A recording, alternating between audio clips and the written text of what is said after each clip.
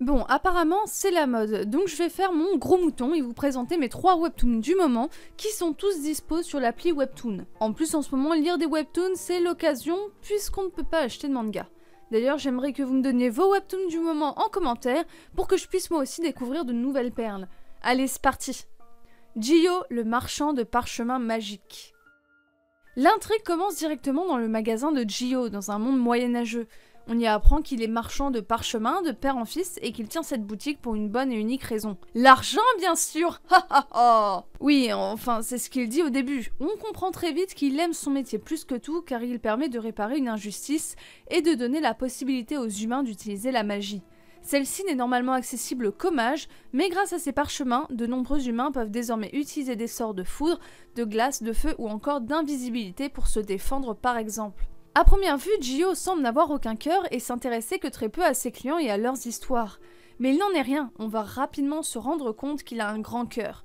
Mais qui est-il vraiment et que cache-t-il? Ce webtoon est très beau et nous emporte rapidement dans son univers. Certains personnages secondaires que l'on voit dans les premières pages sont particulièrement attachants et nous font rapidement ressentir de la rage et de l'empathie.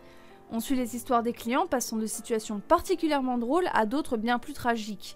Je ne suis qu'au début de ce webtoon, mais il m'a déjà bien emballé et je compte bien le continuer.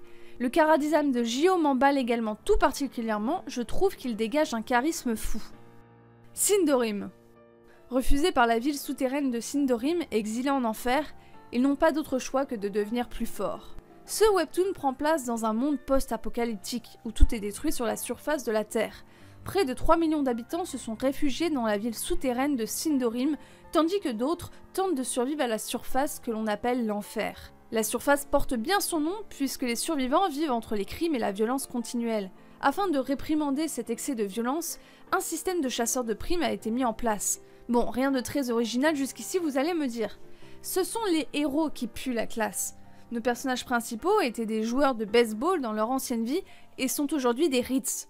Ce sont des adolescents qui ont en quelque sorte muté à cause des radiations de la surface.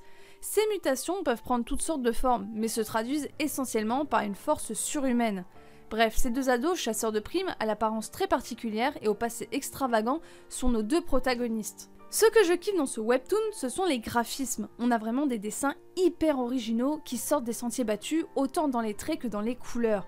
Je trouve ça juste incroyable et j'adore ça. Le héros me fait également beaucoup penser à Shinra Kusakabe dans Fire Force, notamment dans son apparence et son sourire de démon.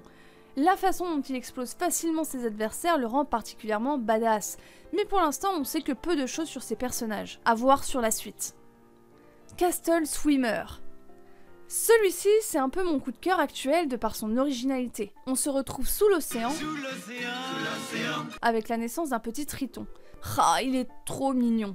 Kappa est ce qu'on appelle le phare. Il est le triton de toutes les prophéties et son unique mission est de les accomplir. C'est avec ce lourd fardeau qu'il va grandir en accomplissant des tas de prophéties pour des tas de peuples différents. 20 ans après sa naissance, guidé par Dieu pour une énième prophétie, il se rend dans le royaume des requins. Si jusqu'ici les prophéties étaient simples à réaliser, dans ce royaume, Phare n'a pas simplement à faire pousser des fleurs ou à rendre des armures plus résistantes. Ici, la prophétie dit que le prince des requins doit le tuer afin de sauver son peuple d'une malédiction. Sirène, le prince chargé de cette mission, n'a aucune envie de tuer Kappa et va tout faire pour ne pas réaliser la prophétie alors même que Kappa ne peut se détacher de ses obligations. Je suis littéralement accro à ce webtoon. Les deux personnages principaux sont hyper attachants et absolument adorables avec leurs deux caractères. Kappa est un personnage plein d'humour et me fait beaucoup rire. Les graphismes sont doux avec des teintes apaisantes et très poétiques. Et l'histoire est particulièrement originale. Bref, c'est mon coup de cœur du moment, alors n'hésitez surtout pas et dites-moi ce que vous en avez pensé. Bref, je fais rarement des présentations, mais vu que tout le monde s'ennuie pendant le confinement et que personne ne peut acheter de manga, je me suis dit qu'une vidéo sur des webtoons accessibles légalement et gratuitement était une bonne idée. N'hésitez pas à me partager les vôtres en commentaire et à lâcher un like et un partage si ça vous a plu. Dites-moi vraiment si la vidéo vous a plu et si j'en refais une autre d'ici la fin du confinement globalement. Bref, sur ce, je vous laisse et à tous tout le monde!